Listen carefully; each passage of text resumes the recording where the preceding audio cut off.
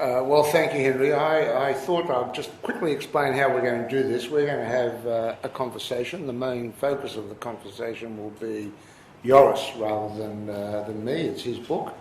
What I don't want to do is discuss the politics of the Middle East. And you're welcome to do that, but that's not what my goal is. My goal is to talk to you about some of the journalistic issues that I think you've raised that are very important. But let me start with asking you this. I've read I thought your book was a very good book. I wouldn't have said so if I didn't think that. And you certainly raised some issues about journalism that were incredibly important. One of the things that struck me, though, was in your afterword in your book, that in a country that is the same size as Australia in population terms, you sold 250,000 books. This book sold 250,000 copies in Holland. Now that would not be possible in Australia, I don't think. You would get nowhere near that sort of sale for a book about journalism, even if it was about the Middle East, about which there is a huge amount of interest. Why do you think your book was so popular in your own country and in parts of Europe as well? Because it's so good. No, I think it's really a perfect storm that I published it in the summer of 2006, and that was just when Israel and Hezbollah had their little war.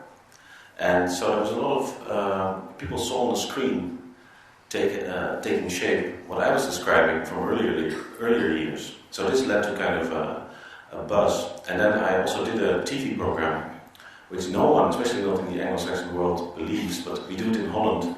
That's for 6 Sundays in summer.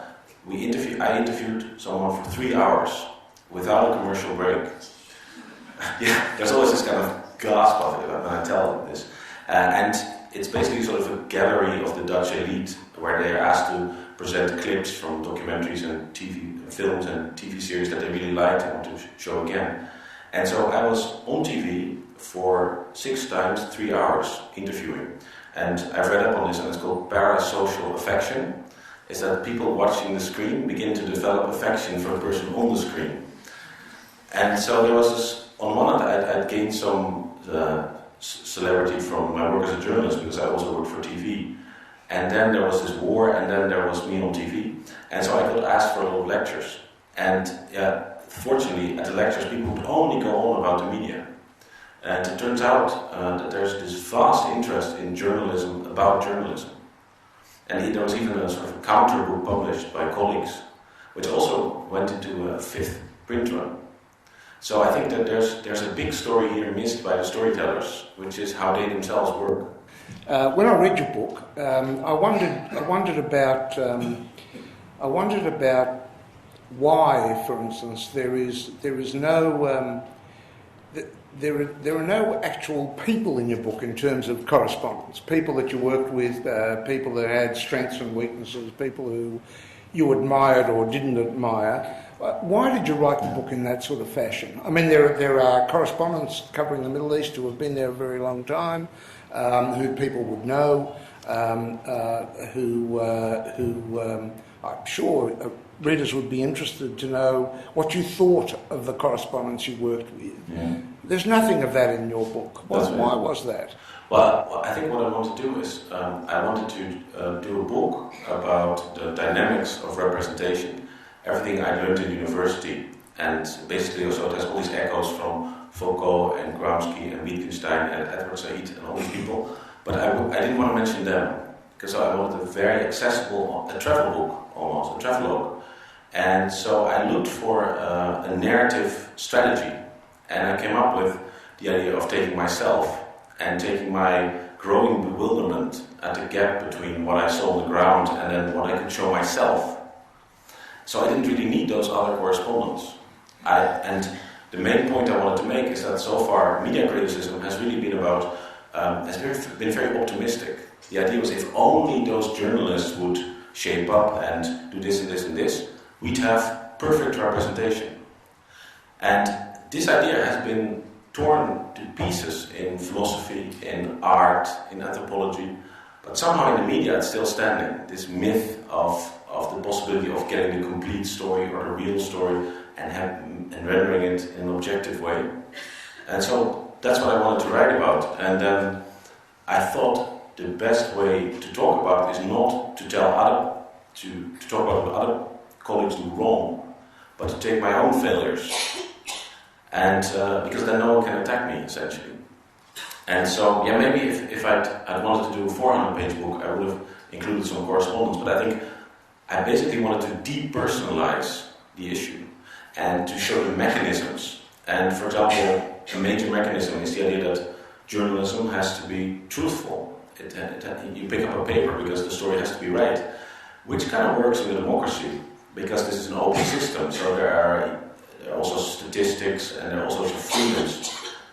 And so I discovered that in a dictatorship, essentially these methods that imply the availability of verifiable facts and people that you can quote by name, that method is actually terribly, what makes you a good journalist in a democracy? You present verifiable facts and you attribute statements by name, makes you a very bad journalist in a dictatorship, because in a dictatorship survives by virtue of being intransparent. And if people would know how their country is being pillaged and they could see where potential coalition partners are, the dictatorship would be short-lived. And so it is not, if I would have interviewed correspondents, it would have implied that there is a perfect fix. And what I wanted to talk about is that even though, if you have Superman who knows all the Arabic dialects and Hebrew and Yiddish and Kurdish and every conceivable language you find there, still you come up against the fact that the world is imperfect, that it lends itself only to a very small extent to journalism, that there are all these phenomena that simply don't fit the template of journalism, and so we don't really talk about them unless we break with those templates. And the best one, I think, is just the fact that Arabs live in dictatorships, that they're unfree, and that anything we get from there should be decoded to take into account the fact that they are dictatorships. I think for me an enlightening comparison was with Eastern Europe until 1989. When Eastern Europe was under Soviet domination, anything coming out of Poland or Czechoslovakia was always framed as these people live in a police state. And so you were aware of that. Now, with the Arab world, it's mentioned, but then the society is sort of portrayed as a democracy.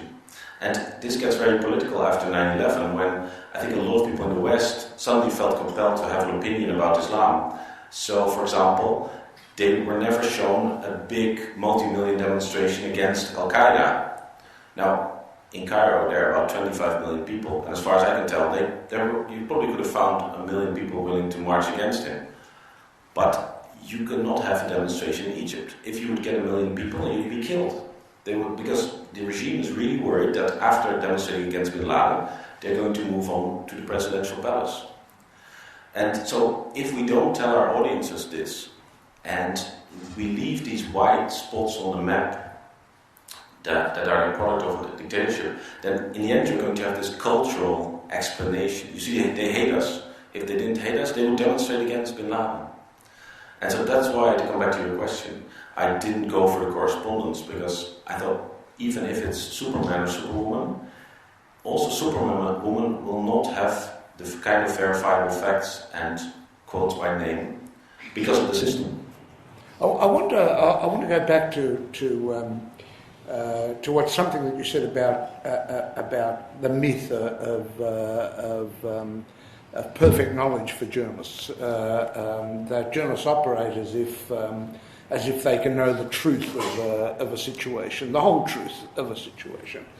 I wonder whether that's actually true in your experience. I mean, my experience of journalists is that they admit, in the main, that they don't know everything.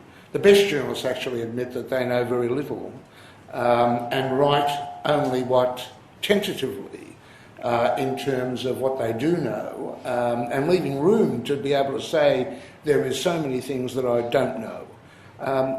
Didn't you come across journalists like that? Is that not an experience that you had of journalism?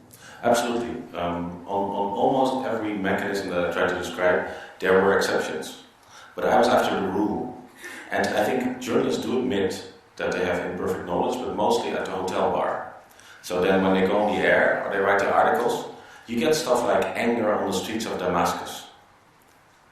And so often I've seen these demonstrations in places like Damascus where actually there would just be 25 people. And they would be zoomed in, and they would be cordoned off by security police, and then with cameras, and then these poor men who had a defunct lighter, so it took them a while to get the flame on fire. And when they were done, they were like, okay, now, what time is it? Let's have lunch. That sort of thing got portrayed as anger on the streets of Damascus for another day. Did you portray it that way? I tried not to, but I discovered that as a correspondent, often you are at the end of a long assembly line, and by the time you enter the picture, all the major decisions have been taken. So that footage of angry men on the streets of Damascus would not be filmed by me. It would be filmed by a Reuters cameraman, and then it would be fed through London to Holland. And they would call me and say, hey, look, there's anger on the streets of Damascus. You're in Damascus. And I would say, oh. And that's very painful often. And then I could not, if I were on time, and if I had say, a mobile telephone, perhaps I could have filmed not only the 25 geared men, but also the security police, the cameras, and then just ordinary daily traffic in Damascus. But then you'd have to get it on the internet and then send it through to the Netherlands. And my superiors would have to be prepared to show this.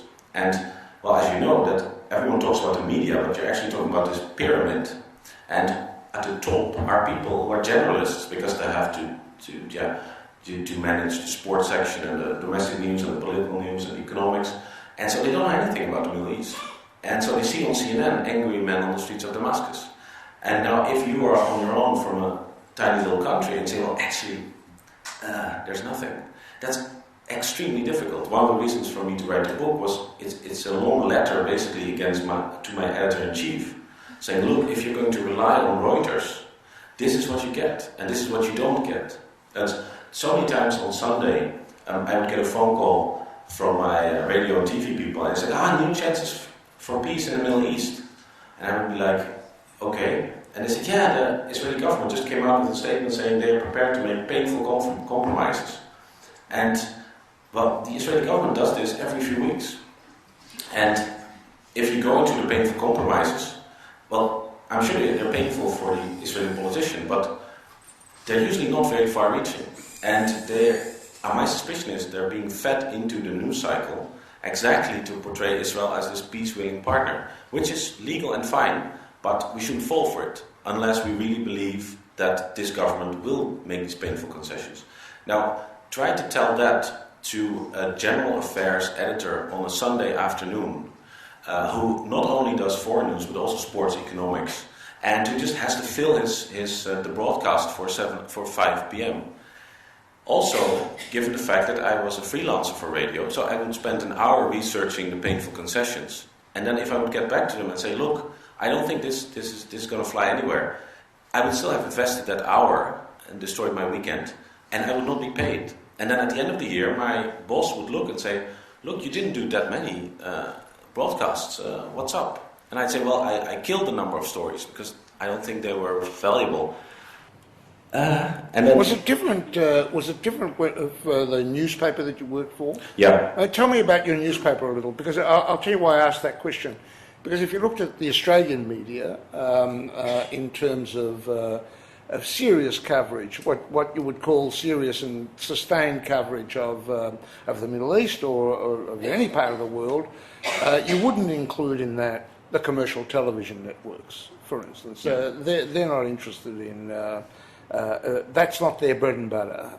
And in fact, in the main, they wouldn't have correspondents in those places. But if you looked at the more serious newspaper, the ABC, the public broadcaster, probably the Age and the Sydney Morning Herald and the Australian, they would have serious coverage, what they would call serious coverage of say the Middle East, and they would have invested in that coverage. So that's why I ask you, what your paper, was it a broadsheet newspaper? No, was it? It was really a very, very good, wonderful paper, and I was actually they gave me quite some time to research stuff on my own and also write about the media, and they gave me even some room to go into the multiplicity of narratives.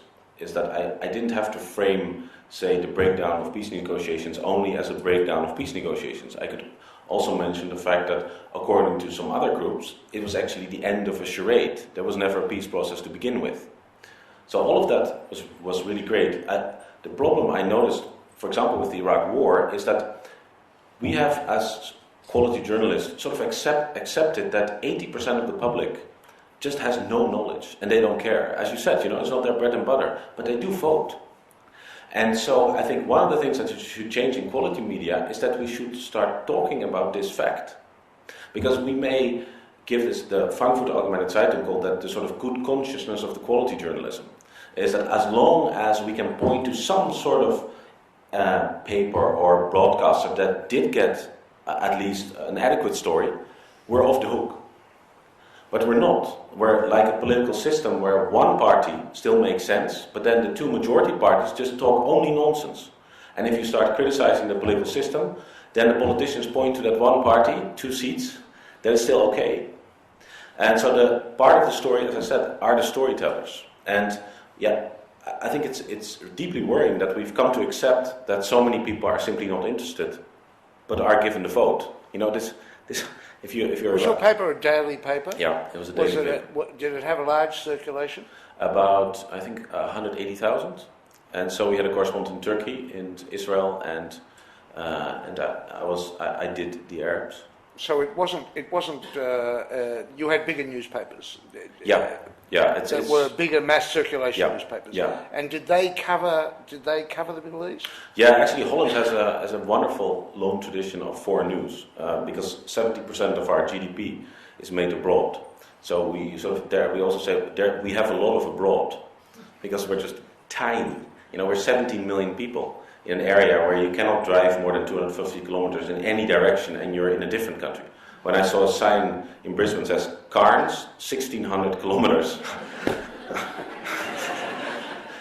So we've been very fortunate.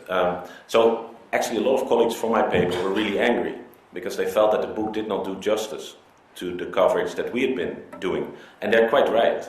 I didn't write the book about my own paper. I tried to write it about media in general, which of course forced me to leave out so many exceptions to the rule. So I think it should be judged on that standard, whether it can say something general about the mechanisms of representation, what is left out for all sorts of reasons, and then if what comes in is different on the ground from what it looks like on the media, that it gets manipulated successfully by all sorts of different parties, Arab dictators who just stop us from going there, like Saddam Hussein, who was responsible for the death of really 10 times as many people as Ariel Sharon, for example. And in my country, you would have the same people marching to get Ariel Sharon in The Hague at the International Court, were marching against the Iraq War. Somehow they felt that all these people killed by Saddam Hussein were no reason to topple him, but the people that Ariel Sharon was often even indirectly responsible for, like Sabra Shatila massacres in Palestine, in Lebanon, that he should be locked up. And I think that's because Arab dictators understand that as long as you don't let journalists in, they won't talk about it, they won't report. And so it's manipulated, and then it's biased because some manipulate it better than others. And you in order to present facts, you have to frame them. And architecture is not about bricks, and journalism is not about facts. It's about the stories we build. And that story always helps some party and disenfranchises another. And then it's simplified, because you can not go on and talk forever, because people lose interest and get really annoyed. So at some point you have to stop. So one of the issues that you talk about in your book is is what you call, I think, the myth of objectivity in journalism. What is it that you think? What are you rejecting? In other words, what do you think objectivity in journalism means? Well, it means that you ignore the fact that there are diametrically opposed versions of reality and renderings of reality, not only possible but present, and you don't show any of these.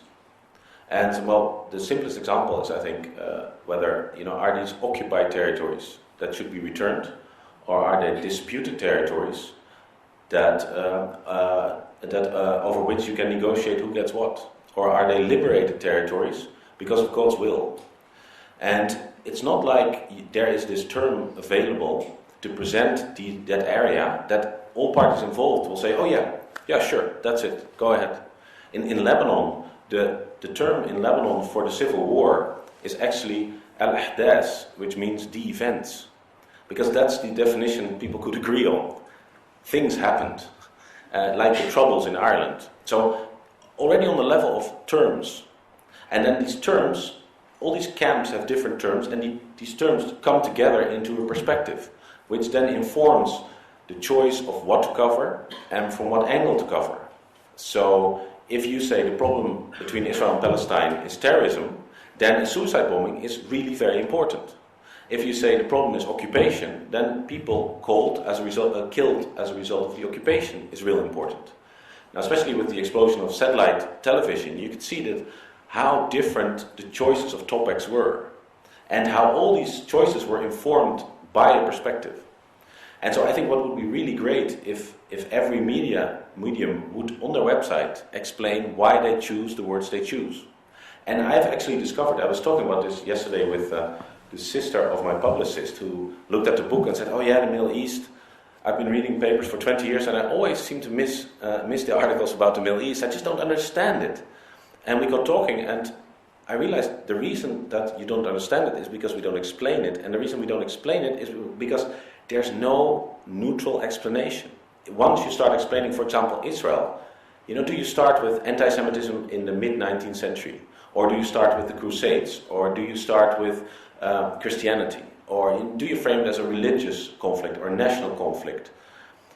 And that's why in Lebanon they can't talk about the civil war, because the terminology already puts you in a camp. So I think what should change, if media recognize this, then you could talk about several perspectives. I think with, for example, the demonstrations in Iran after the disputed elections, it was interesting to see how the regime was cast entirely as a bad guy. So the story was, will the demonstrators get their recount or their re-election? Now, it would have been fascinating to figure out how does the regime explain the situation to its followers. Millions of people voted for Ahmadinejad. What were they thinking? And the trouble is that if you want to tell a story, for example, breakdown of peace negotiations, it's very difficult to tell at the same time that according to, say, the settlers in Hebron, there was no peace process in the first place. So you, by choosing what you put up as the story over which you will hear different parties and what you will just present as the situation, that's entirely subjective. And so it's the main weakness of the book is that I have no solutions. And I think the main consolation is that history grapples with, history studies grapple with this, and anthropology and art and philosophy. This is just representation. The problem is the inavailability of information, and then the information you get is colored because people are party, realize how the representation feeds back into reality, and that you cannot render it but in a subjective way. So I think acknowledgement of this is the best way forward. Another way of putting it, I mean, I've often thought this. Another way of putting this is that reporters, journalists, admit they come to any story with a view, and that view consists of all the experiences they've had in their lives, all the things they've read, all the things they bring to the story. Yeah. The trouble is to find a way of actually saying that. Yeah. And do you say that every day with every story that you publish? Yeah. Do you say, well, I'm coming to this story from this position. This is what I have brought to it. It's very hard to work out how do you do that. Exactly. And the other thing that's very difficult in journalism, I was an editor rather than a correspondent during the Iraq War, during the Second Intifada. And so I was on the other side of where you were. You were the enemy. I was probably our correspondents were probably talking about me the way you were talking about your editors. But it is true that it is very difficult. It is very difficult to constantly tell your readers. Yeah. You haven't got space for a start to say, this is where I'm coming from on this. Yeah. This is contested. I'm coming from it from this position. So, if we say we can't be objective, can we be fair? Yeah, excellent. And that's exactly my term would be, because if you use the word fair, I think you already imply the imperfection, both of the world, of yourself. So yeah, and I think we can. Yeah. So what is fairness? Fairness, I think, would be we should try to make it concrete. For example, an Al Qaeda video is released. Now, I think an unfair rendering of that Al Qaeda video is what you get if you would tonight go to your computer and write Al Qaeda video and then CNN, and you see all the ways they have framed that video, which is always, is this video going to help us catch him? Now, I think a fair way would be indeed to do stories on that. At the same time, try to make that video intelligible. What is the guy saying?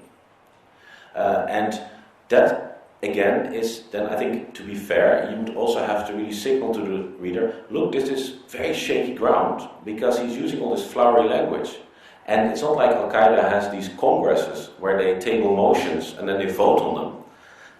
It's an organization that may engage in subterfuge or may be misleading, but on the whole, it seems that the point they're making is that Arabs live in unfreedom and because of dictators, and many of these dictators are supported by the West, and Al Qaeda is basically promising an end to that support by attacking the West. I think that's 4 or 5 sentences. I think fairness would be that even if PR is really bad, like the Palestinian PR, you would try to compensate or at least signal that it's bad. And it would, I think, also imply, at least, I don't know about Australia, but in Europe, to do justice to the fact that even though there's so much... Is it still working? Is it? Can you hear? Yeah, okay. That we have all this coverage of human rights violations by Israel. One of the most important reasons we have this is that Israel allows us to do this. The insanity of this poll in Europe, which was done where Europeans said that Israel was one of the biggest threats to world peace and a rogue state. Whereas if you do a pie chart and you see how many people, civilians, Israel kills every year, compared to what happens in Congo, in North Korea, Iraq under Saddam, Colombia, it's totally disproportionate. And I've seen what it does to people in Israel, Jews in Israel, which is they just can't get their mind around the fact why, when a Jew violates human rights, it's news, and when an Arab in Algeria does it, it's not news. It's the most sort of obvious explanation is anti-Semitism. So it also the story about the process influences the process. So when the story is so disproportionate, then it activates fear in people who have very good reasons to be afraid of anti-Semitism. So fairness would also really have to take in the fact that Putin successfully killed, or had every journalist killed who went to Chechnya. So as Putin was killing tens of thousands of people, and Israel was killing maybe maximum 2,000 a year, still all the attention went to Israel.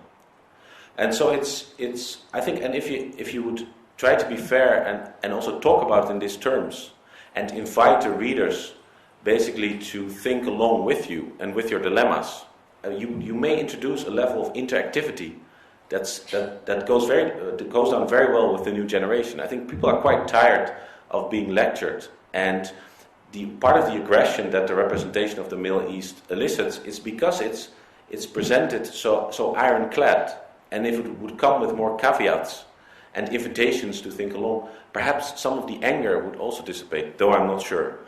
Because when it comes to Israel and Palestine, you're talking to the reptile brain.